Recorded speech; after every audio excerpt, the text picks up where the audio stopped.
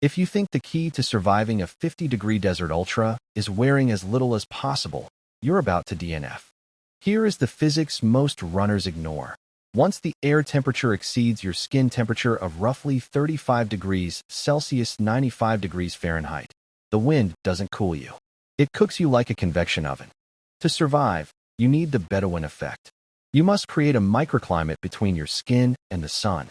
This means loose, white, full coverage fabric.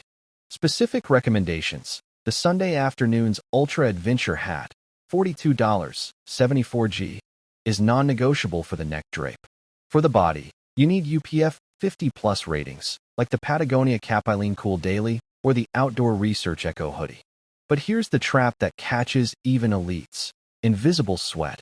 In dry heat, sweat evaporates instantly. You won't feel wet, but you are losing up to 2.5 liters of fluid per hour. Water alone will kill you via hyponatremia. You need aggressive sodium supplementation to hold on to that fluid. If you aren't taking at least 800 milligrams per liter, you aren't racing, you're decaying. Finally, the secret weapon isn't gear, it's biology.